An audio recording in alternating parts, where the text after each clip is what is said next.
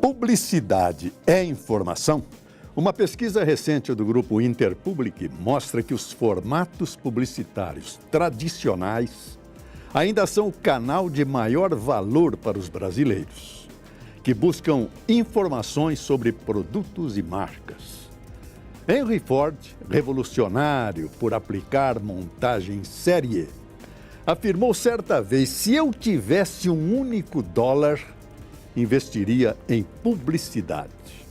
Mas como um garoto oriundo da Cidade Baixa, hoje ponto boêmio de Porto Alegre, transformou o setor no Brasil e se tornou um dos mais respeitados nomes do mundo inteiro.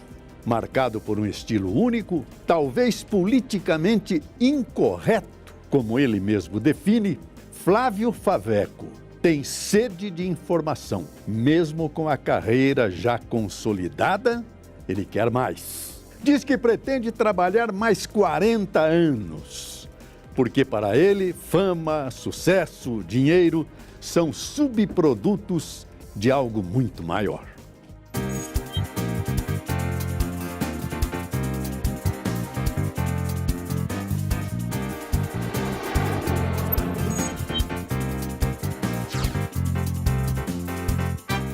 Senhores internautas e telespectadores, vamos ter hoje uma entrevista com um dos homens mais fascinantes da comunicação mundial, mas não é só, também um dos homens mais importantes nas lições de vida que ele recebeu e certamente irá transmitir para nós. Aqui está Flávio Faveco Correia. Que alegria te receber. O prazer é meu. Mas é uma grande alegria, porque olha, de nome, você sabe, a gente já te conhecia. Eu é que me sinto honrado com o convite para vir aqui, pô. Te agradeço muito. Como é que está a publicidade brasileira hoje? Vai de vento em proa. Não, tá indo porque muito você bem, dizia não. que era 1% do PIB lá, quando você escreveu o seu livro.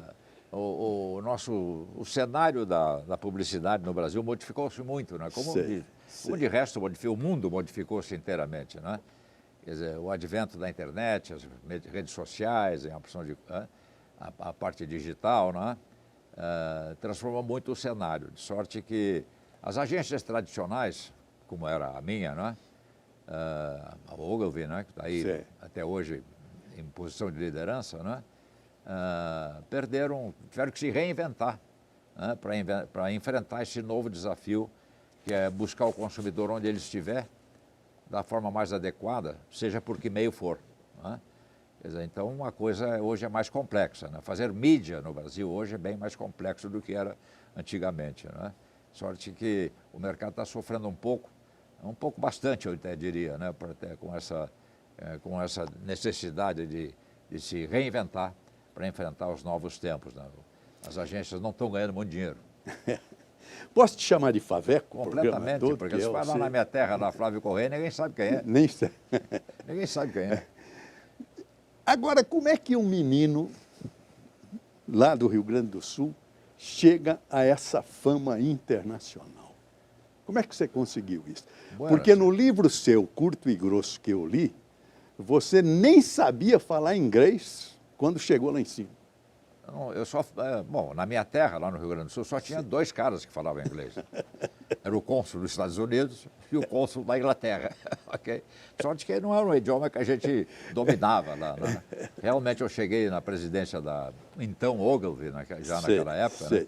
Sem saber nem latim em inglês, eu não sabia exatamente nada. Okay? E é uma dificuldade muito grande, porque eu ia trabalhar numa empresa multinacional sem poder me comunicar com os caras, né? Mas eu enfrentei esse desafio, sabe como que eu enfrentei? No osso do peito. Enfrentei sozinho. Sabe como é que eu aprendi inglês? Eu aprendi inglês cantando, música e ouvindo a BBC. Aí que eu comecei a treinar meu ouvido para o idioma de Shakespeare, né? Sim, mas como você chegou lá? Como eu cheguei lá? Isso. Eu cheguei lá com muito trabalho, viu? Eu sempre achei que sucesso, eventualmente, não é? Quer dizer, enfim, é subproduto de alguma coisa que a gente faz melhor do que os outros, né? Eu sempre tive essa compulsão de fazer as coisas melhor do que os outros, desde jornalista. Por exemplo, eu tinha uma coluna no Diário de Notícias em Porto Alegre, nos domingos, 2 páginas do domingo, 2 páginas. Seu pai já era jornalista? Meu pai era jornalista. Meu pai era o condômino do Dr. Assis Chateaubriand, no Rio Grande do Sul. Naquela época eram 12, né? 12 apóstolos. Então já é berço, né? Já é berço. Meu irmão jornalista, meus 2 irmãos jornalistas. Tem o Chechel, meu primo, tem um monte de, né, primos e sobrinhos que estão nessa profissão. Eu, na verdade, se alguém me perguntar qual é a minha profissão, eu vou dizer, sou jornalista. Porque é a única profissão na qual eu sou sindicalizado, ok? Eu sou sindicalizado como jornalista, né? Trabalhei no jornal, na rádio e na televisão. Enfim, trabalhei sempre sempre com a intenção de produzir coisas que fossem melhores do que os outros. Mas o que você gosta mais, do jornalismo ou da publicidade? Eu vou te contar o seguinte, eu gosto dos dois, viu? Mas se tu me perguntar o que eu gosto mais de jornalismo. Porque eu escrevo meus artigos quinzenalmente lá para o Diário do Poder, do Cláudio Humberto, lá em Brasília, e isso me dá grande satisfação, grande satisfação. Como jornalista, entrevistador de televisão, quando eu tinha meu programa Sala VIP na CNT, isso vem desde a TV Piratini, lá em Porto Alegre, né, quando eu também começava. Um dia eu entrevistei, na TV Difusora, lá em Porto Alegre, eu entrevistei o Roberto Campos. Bob Fields. Eu tinha um programa, né, que era grande, com grandes personalidades do Brasil. Eu disse, boa noite, telespectadores. Queria hoje, nosso entrevistado aqui é o professor Roberto Campos, que aqui está ao nosso lado. Professor Roberto Campos, uma palavra. Ele falou 1 hora, eu disse, boa noite. Acabamos de ouvir o Roberto Campos, porque não dava para interromper o cara, entende? Não dava para interromper. Mas foi um dos gênios da economia brasileira, impressionante, sem dúvida. Né? Além do que é um grande comunicador, viu? Porque eu não conseguia interromper ele durante a entrevista. Deixei ele falar solto durante praticamente 1 hora. É verdade. E todo mundo Mas me você está aplaudiu. mais ou menos nesse ritmo. Vou ter que te interromper, senão não vai dar. Eu não ganho meu cachê. Tem que interromper. Ô, Faveco, aliás, essa imagem sua que você acaba de transmitir de jornalista está claro no seu livro Curto e Grosso, que eu acabei de ler. Porque eu ia procurar lições de publicidade e aprendi lições de república e lições de direção estatal. As críticas que você faz à estrutura brasileira, no plano do custo, no plano dos políticos, no plano da estrutura arcaica da nossa administração pública, é a pena de um jornalista. Isso não muda, Não muda. Bom, hoje eu estou mais crítico ainda do que eu estava naquela época, né? Quando eu escrevi o primeiro Curto e Grosso, né? Eu dou para um segundo aí, que eu já nem sei mais quando é que eu vou fazer, né? Porque muda tanto. Okay? Sorte que a esperança é a última que morre, né? Mas a gente tem visto ao longo dos anos, muitos anos, né, de atividade profissional, que nós não conseguimos realmente avançar muito. O Brasil continua sendo um país, na minha modesta opinião, subdesenvolvido, né? Nós temos problemas aqui que são insolúveis, como, por exemplo, a distribuição de renda, uma barbaridade, não, que nós temos a concentração de renda num extrato muito pequeno da sociedade e uma montanha de pobres, né, pelo Brasil inteiro. É que as pessoas, geralmente, não conhecem o Brasil. Sabe? Acham que o Brasil é São Paulo, o Brasil é Rio de Janeiro, o Brasil é Porto Alegre, ou, infelizmente, Brasília, mas não conhecem o Brasil real. Quando você vai para o Brasil real e você realmente tem o choque com a realidade, não é? Você entende, pelo amor de Deus, o que a minha geração fez? Então, eu me considero culpado, porque foi a minha geração que fracassou no desenho do Brasil próspero, socialmente justo, que a gente sempre almejou. Então, infelizmente, eu sou mais crítico hoje do que era até naquela época. Por que eu falei que nós íamos ter lição de vida? Sabe o que você me lembrou agora? O Frei Luís, que hoje é o Dom Luís, que é o bispo de Barra, na Bahia. A família dele é aqui de Moema, é aqui de São Paulo. E um dia, conversando com ele, ele falou, Joséval, você não tem noção de como a favela é bonita para os baianos da minha região. Pois é. Lá tem gente com 60 anos que não conhece dinheiro. É só farinha e água de coco. É isso aí. Esse é o Brasil real. Esse é o Brasil real. É uma parte do Brasil real. E, infelizmente, a situação está se agravando. É uma coisa que é realmente inaceitável, né? Quer dizer, a quantidade de pobres A É muito pobreza grande. no Brasil está avançando, É sabe? muito grande. É também outra chaga que nós não conseguimos nunca resolver no Brasil, apesar dos ufanismos estatais, ok?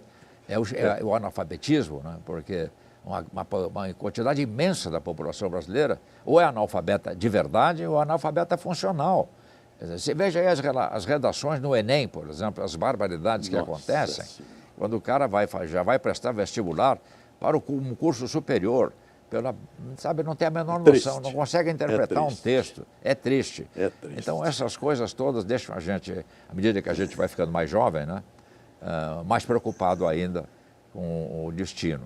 A gente até que ultimamente, confesso que eu, pessoalmente, tive um certo alento assim, com o resultado das eleições de 2018. Achei que realmente poderíamos estar num caminho mais adequado para tirar o Brasil do atoleiro que ele estava e está e levá-lo para um caminho mais liberal, mais produtivo, mais de acordo com a realidade mundial. E, enfim, estamos aí marchando. Coisas aconteceram, não é? Já. Flávio Faveco, eu levei um susto no seu livro. Num dos capítulos você fala, eu sou golpista, e você? Verdade? Eu sou golpista. Eu acho que o status quo tem que ser rompido, esse que nós temos aqui. Não sei de onde que vem o golpe, né? Eu não me defini qual é o golpe, eu quero, né? Mas, por exemplo, lá no Equador, agora os caras deram um golpe, né? Entende? Eu não sei o que é que vai acontecer no Chile, né? Também, agora. Mas você falou também do exacerbamento do nacionalismo, que pode levar a posições ruins para o futuro do Brasil. Pode, porque toda a posição muito radical não é conveniente. Né? O Brasil, sabe, Verdade. o mundo é um mundo que pretende ser um mundo do diálogo, muito embora dos 8 bilhões de pessoas que habitam o planeta Terra, continuo eu, né, falando da imensidão de pobres que aí tem. Eu dizia para os meus clientes de Nova York, grandes empresas, né, eu dizia, vocês têm míopes de marketing, vocês não estão cegos, ok? Em vez de gastar fortunas por aí fazendo coisas, por que vocês não investem na criação de consumidores? Na criação de consumidores que possam, né, investir na educação, na saúde do povo ao redor do planeta, porque esses caras, essas pessoas, vão ser os consumidores dos produtos e serviços que vocês oferecem, entende? Não, mas a miopia continua ali, não é? Entende? Quer dizer, continua por ali. Né? Senhores Eu me lembro da história do Henry Ford, você se lembra? Né? Lembro. Quando ele aumentou o salário dos funcionários dele para poderem comprar o carro. Né? Dentro desse assunto, senhores, ele vai dar outra lição agora. Porque ele faz até uma crítica pesada no livro dele, Curto e Grosso, ao empresariado brasileiro, que está criando um mundo de consumidores voltados para o preço do produto e não para a marca do produto. Eu gostaria de ouvi-lo.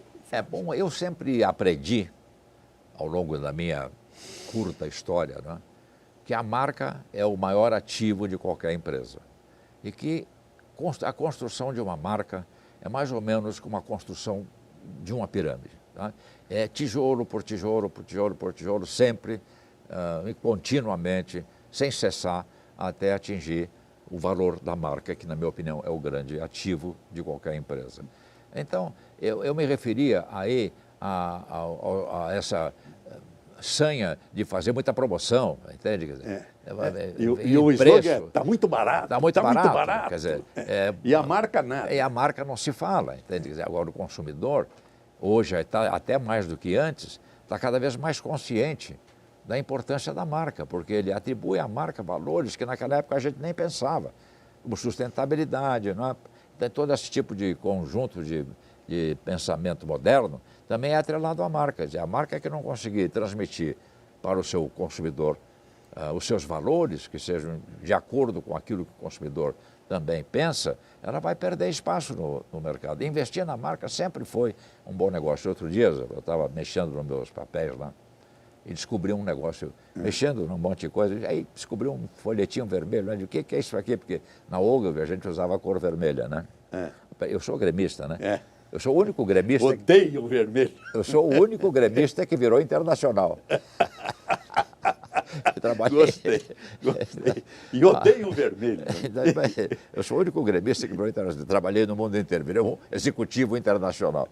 Aí encontrei o título era uma apresentação que eu tinha feito, que dizia, era em espanhol, que eu tinha feito para um grupo de empresários, enfim, de habla hispânica, sobre a crise, no qual eu dizia que a publicidade é o combustível para sair da crise, é o combustível da economia, tem que anunciar.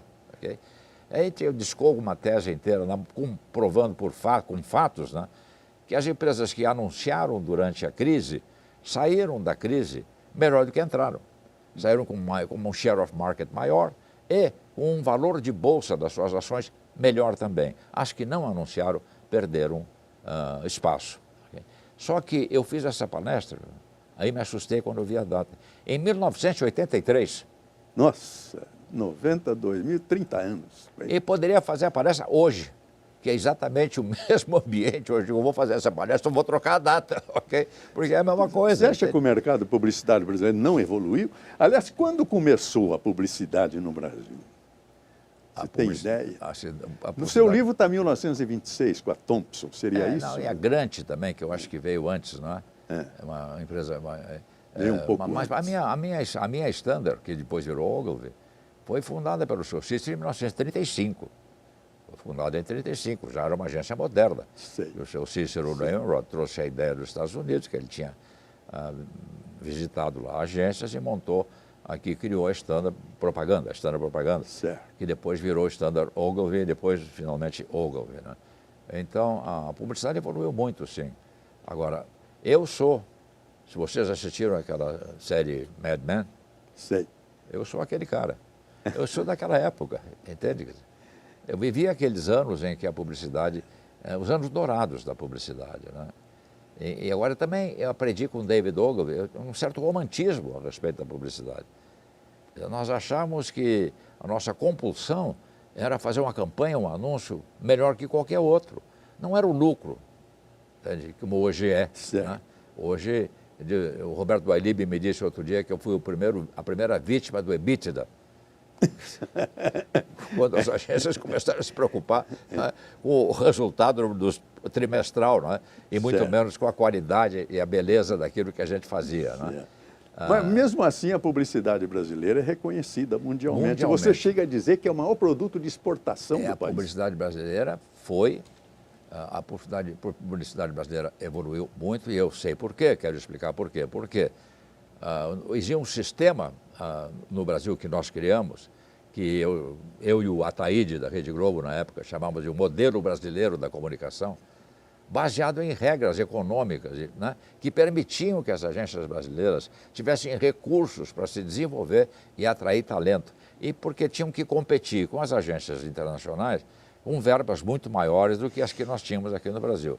Esse sistema era baseado na lei, né, que dizia que as agências receberiam 20% de comissão dos veículos pela publicidade que lá aplicavam, né, investiam, e isso aí, e depois criamos também o sistema de bonificação de volume, que foi criado pelo J. Ulisses Arce, o paraguaio, no tempo do Walter Clark, na Rede Globo de televisão. Então, esse arcabouço permitiu que as agências no Brasil tivessem recursos econômicos e financeiros para avançar e atrair talento. Nós atraímos talento de várias partes do mundo para cá, porque podíamos pagar essas pessoas, porque...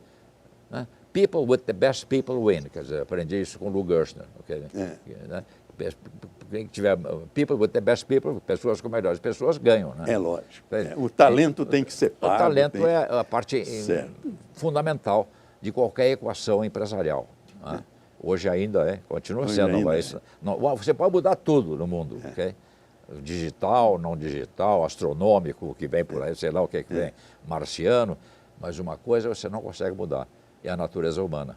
Não vai. Aí não. O homem a natureza humana. O homem é eterno desde lá. Então a publicidade brasileira foi realmente, teve um impulso muito grande naquela época, desde essa lei de 64, okay? Depois eu fui presidente da Associação do Brasil, nós fomos 5 anos de presidente, a gente foi aprimorando todo esse modelo brasileiro da indústria da comunicação e a publicidade se transformou realmente no grande produto de exportação do Brasil. Era a única coisa que o Brasil exportava para o mundo e era aplaudido. E com grandes prêmios internacionais. Por isso era aplaudido no mundo inteiro. Ganhava todos os prêmios, né? Se transformou realmente na embaixadora do talento e da criatividade do Brasil. Né? E continua sendo. Continua. E continua sendo, porque até em outras mídias também. O Brasil hoje ganha prêmios também na área digital, enfim, né? Então o Brasil, o talento brasileiro é realmente reconhecido no mundo inteiro, como importante, ok? No terreno das comunicações. Essa área digital, nós voltamos a falar dentro de instantes. Vamos fazer um pequeno break. Deixa eu ver, é tão linda a entrevista que a primeira parte já foi. Voltaremos dentro de instantes.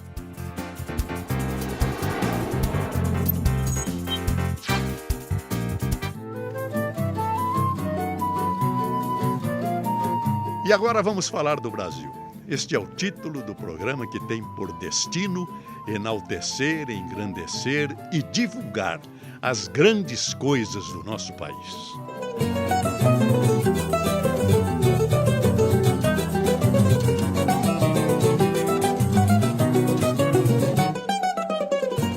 O Brasil é possível.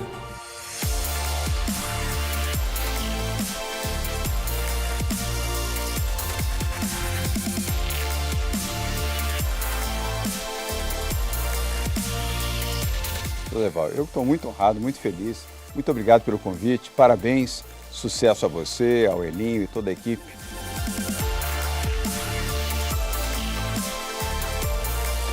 Estudava de manhã, à tarde fazia lição e à noite eu completava a lição. E eu lembro que naquele tempo eu ligava o rádio e escutava uma pessoa chamada Joseval Peixoto.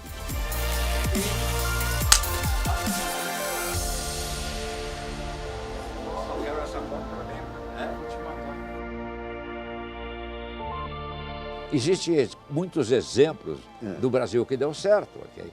E que a mídia não mostra com a devida e não dá a devida atenção. A implantação do sistema solar e da tecnologia solar cresce a taxas exponenciais pelo mundo todo. O Brasil tem um potencial enorme, o nosso setor ele contribui fortemente para o meio ambiente.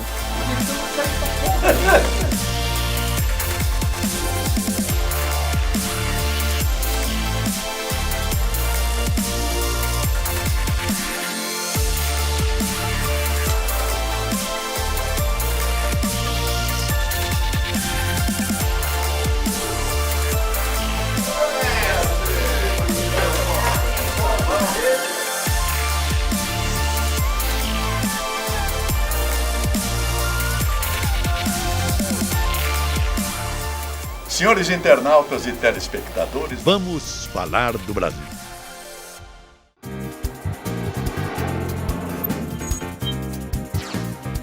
Senhores internautas, estamos retornando com essa entrevista, para mim, fascinante, do Flávio Faveco Correia, não só sobre a publicidade, mas sobre tudo que ele viveu.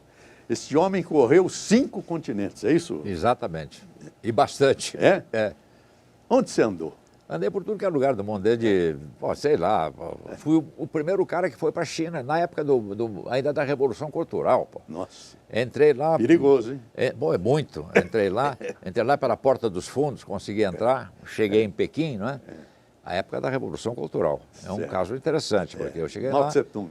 Época de Mao Tse Tung. Eu cheguei lá, porque eu queria estabelecer um relacionamento da nossa agência com a agência estatal deles, visando, quem sabe, o futuro, uma certa abertura, se a gente pudesse ter o nome na porta no futuro. Então, mas queria estabelecer algum tipo de relacionamento com eles. Lá eu fui, né, na época da Revolução Cultural. E interessante porque eu cheguei lá e tinha um polícia político que me acompanhava 24 horas por dia. O tempo todo? O tempo todo. E todas de manhã, a gente tinha que assistir uma cerimônia em algum lugar para o Mao Tse Tung, né? Uma prece para o Mao Tse Tung, na escola, num prédio público, numa praça. E depois começava o dia. É uma publicidade massacrante. Tinha que ir. Começava o dia com a nossa homenagem ao Mao Tse-tung. Certo. Aí, depois, a gente podia sair por ali, ok? E eu te confesso que a pobreza era tão grande que eu emagrecia 1 quilo por dia, eu acho, não tinha o que comer. O hotel Meu era uma Deus coisa do incrível, céu. o que é hoje, né? Okay? E estamos falando aí de 1970, ok? Como é que você explica um espantoso crescimento Impressionante, né? É quase inexplicável. Quase inexplicável. Porque é um país enorme, 1,5 bilhão de pessoas, uma parte do país ainda vive na Idade da Pedra, e aí conseguiram criar centros de tecnologia, de desenvolvimento econômico, comercial, e aí é impressionante. Porque antes o produto chinês não tinha qualidade, hoje tem. Hoje tem. O produto chinês antes era um produto mais barato. Certo. Comprava-se É a da sua China. crítica do mais barato. Comprava-se na China porque era mais barato, não porque tinha qualidade. Hoje é o contrário. Flávio, e você com essa experiência que você tem do mundo, como é que você vê o Brasil? Eu queria só terminar minha Hoje? história do Mao pois Tse-tung, não. que aí tem um capítulo desculpa. interessante Não, aí, porque eu queria já mostrar o esse seu aí, livro curto e grosso, viu? que está infelizmente esgotado. Está esgotado, mas eu tenho. Um dia, esse meu polícia, o cara que cuidava de mim, né, chegou, já estávamos no terceiro, quarto, quinto dia, já estávamos amigos, né? Okay? Aí ele chega para mim uma hora e diz, doutor, já que nós nos conhecemos muito bem, eu queria lhe pedir um favor. Eu digo, pois não, qual é? Eu queria me ausentar por 1 hora, porque eu tenho uma coisa que eu preciso fazer, e voltar dentro de 1 hora. O senhor concorda? Eu digo, claro, pô, eu fico aqui no hotel, eu não podia sair sem ele, né? Certo. Eu fico aqui no hotel te esperando. Eu digo, mas o que você vai fazer? Eu digo, eu vou para casa assistir um programa de televisão, uma novela, Escrava Isaura. Nossa Senhora. Impressionante, né? Impressionante. É impressionante. Quer dizer, Impressionante. o talento brasileiro, mais uma vez, né? Mais uma vez, Viajando ocupando o mundo, imagina. O mundo inteiro, né? Imagina. E ocupando a Agora, mente. o Flávio, a televisão está perdendo esse elan. Tanto que a rede social arrebenta, toma conta de tudo. Como é que você explica isso? Bom, mas existe um certo maniqueísmo aí, né? Quer dizer, que agora, com o advento da internet, hoje tal, tudo vai acabar. Não vai acabar coisa nenhuma.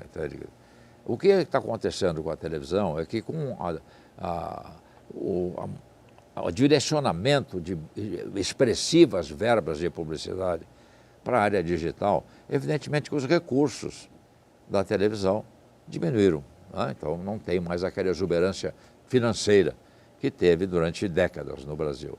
Então isso não quer dizer que o produto criativo da televisão brasileira tenha piorado.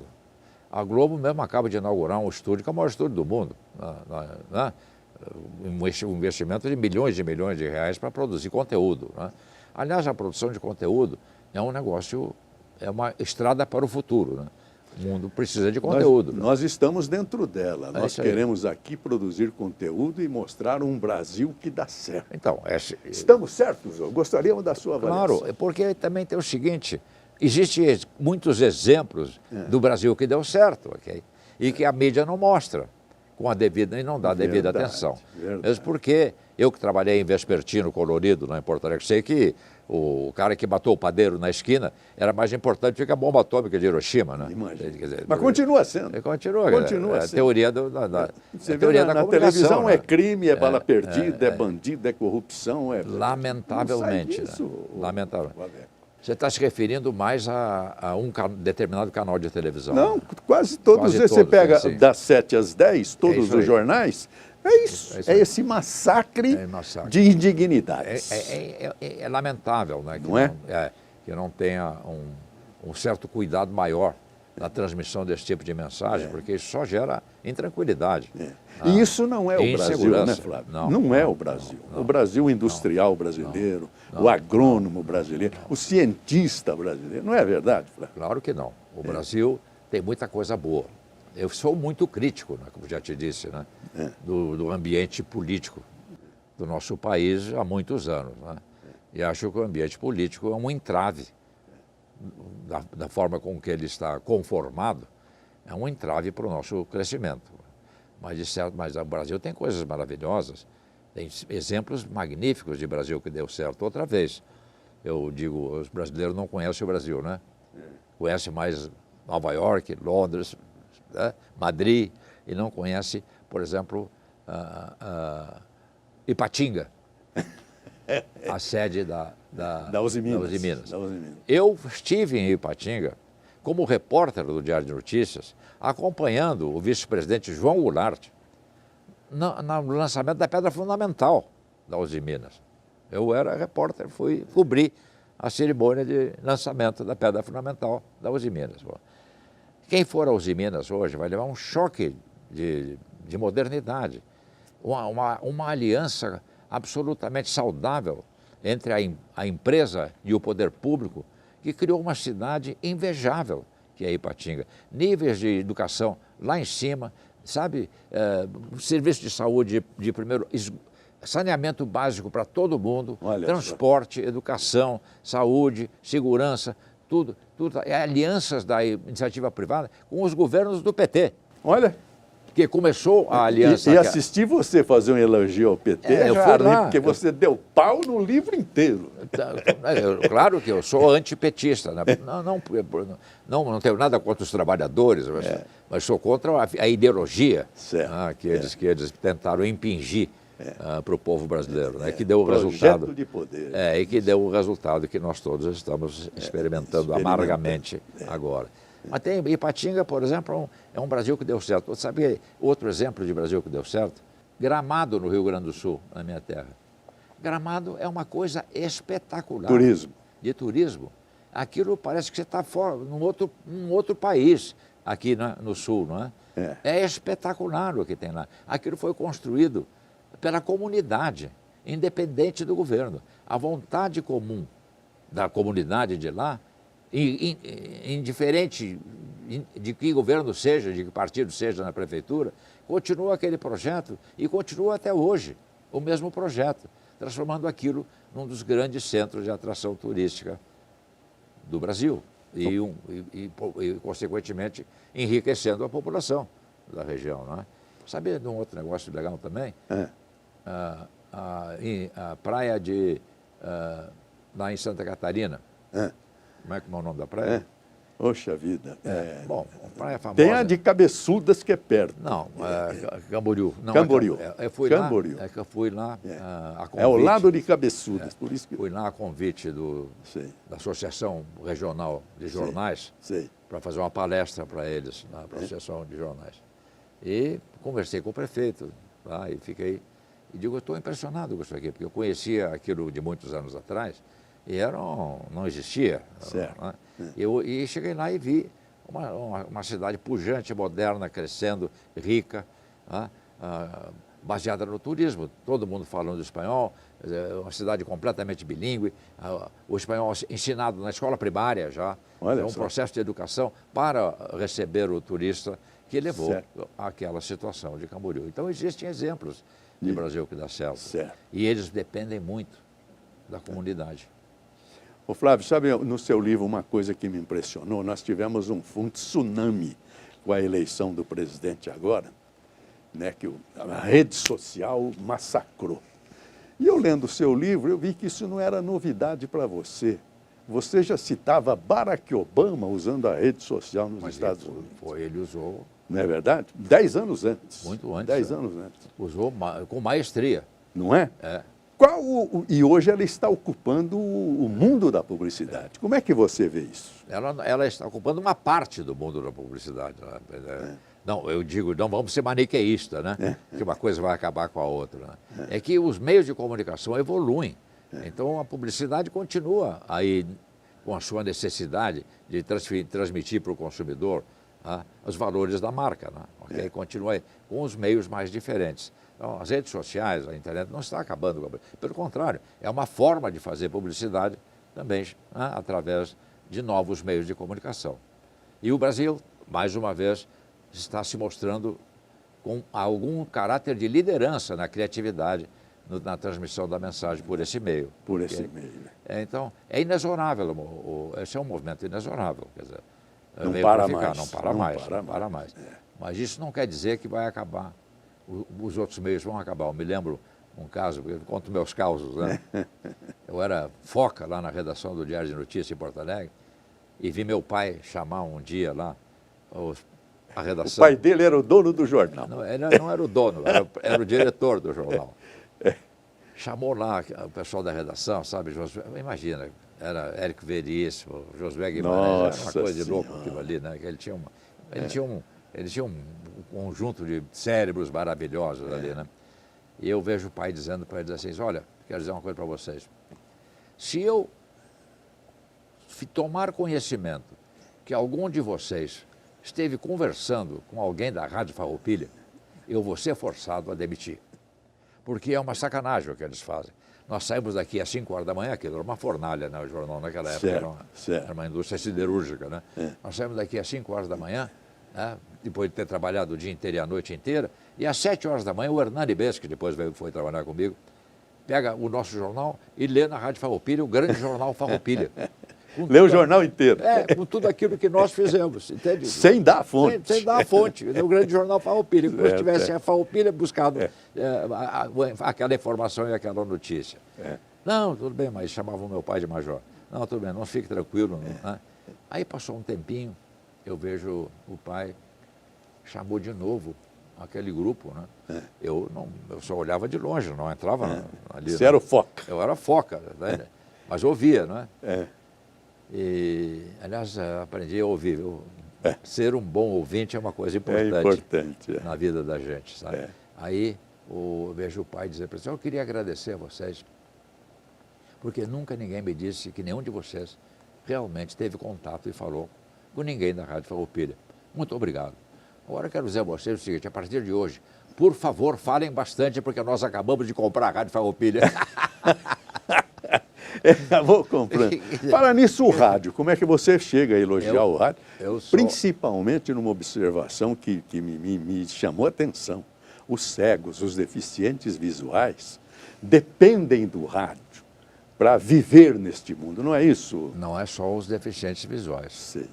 Uma parte importante da população do mundo e do Brasil depende do rádio como fonte de informação e entretenimento. Certo. Então, o rádio é realmente um fenômeno universal. No Brasil cobre 100%, né? e penetra em todos os lares do Brasil e todas as pessoas. Eu sou um fã do rádio, né? Okay? Trabalhei no rádio e acho que o rádio continua. Aliás, está crescendo ultimamente, né? Vem crescendo a participação do rádio no bolo publicitário. Né? Porque não existe meio de comunicação mais eficaz para atingir a massa do povo do que o rádio. O rádio é espetacular, né? E o rádio realmente, eu me lembro, né, quando eu trabalhava na rádio, que as novelas na rádio, né, eram espetaculares, né? Teve uma que teve 100% de audiência, que era o Direito de Nascer da Rádio Nacional. Direito de Nascer da Rádio Nacional. Década de 50. Parava o Brasil inteiro. Parava o Brasil. O Brasil inteiro, rico, pobre, remediado, né? Todo mundo parava para ouvir o Direito de Nascer. Agora, o rádio era tão impressionante, porque transmitia para a gente a imagem, não é só... Eu conhecia o cavalo do Zorro. Eu sabia distinguir esse cavalo do Zorro, entende? Porque eu ouvia a novela do Zorro no rádio. Né? A minha questão aí dos deficientes visuais foi uma questão que eu continuo levantando até hoje. Né? Que eu propus uma vez numa reunião do board da Ogilvy, lá no Castelo de Tufu, onde vivia o David Ogilvy, que as agências deveriam contratar deficientes visuais para criar para o rádio. Isso porque é uma sugestão. Porque eles realmente... Tem a visão da coisa. Claro, não tem a visão física, mas tem a visão do conhecem a natureza do meio mais do que qualquer um de nós. Verdade, é uma ideia. E eu sempre achei incrível que as agências de publicidade... Isso aí também tem que ver com o desprestígio que durante algum tempo o rádio teve dentro das agências. Né? Nunca contrataram deficientes visuais para criar para a rádio. E continuam criando mal para a rádio. Continuam criando mal para a rádio. E muitas vezes criando mal para a televisão também. Se você assistir um break de televisão hoje, tem muita gente que dançando e cantando. A coreografia é bonita. É o jingle filmado. Tem muita gente cantando e dançando lá. Né?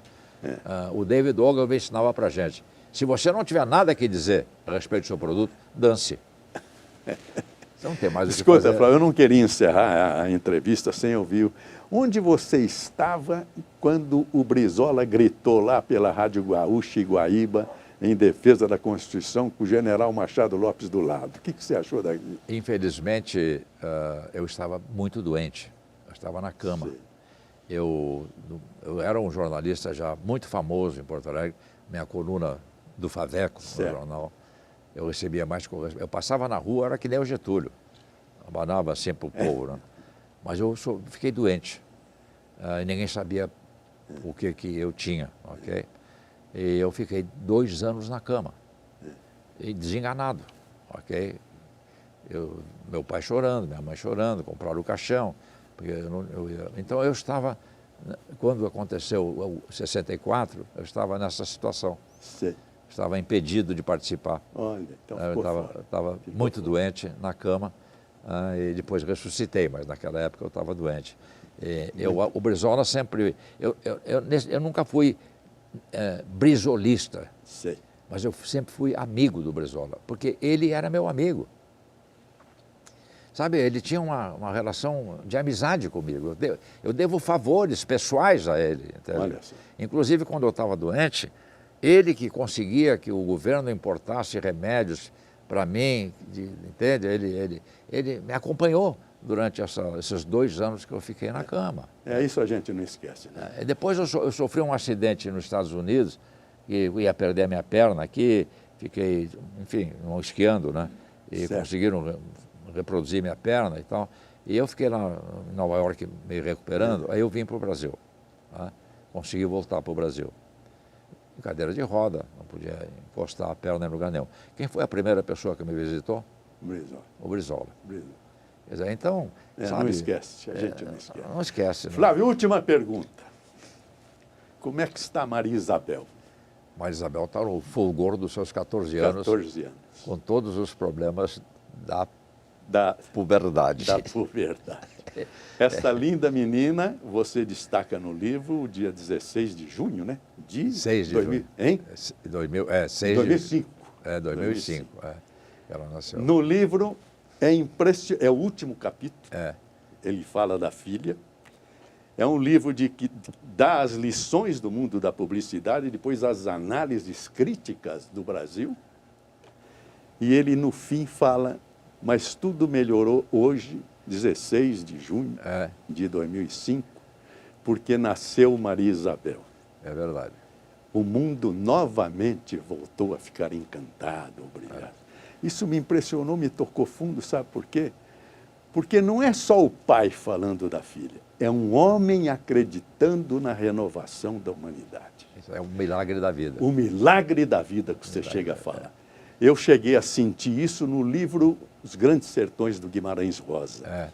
Quando ele, o narrador, naquelas veredas dos sertões, chega numa palhoça e um menino nasceu. A frase do Guimarães é esta: minha senhora dona, um menino nasceu, o mundo tornou a começar. É isso aí. É verdade, é o milagre da vida. Entende? Muito obrigado a você. Eu que te agradeço. Pela presença. Eu agradeço muito. Foi muito lindo. É evidente que podíamos falar aqui mais 8 horas. Que alegria. Obrigado. E hoje eu conheci pessoalmente essa figura, então estou realizado. Que é nada. Vamos aí. Tá, muito obrigado. Eu que te agradeço.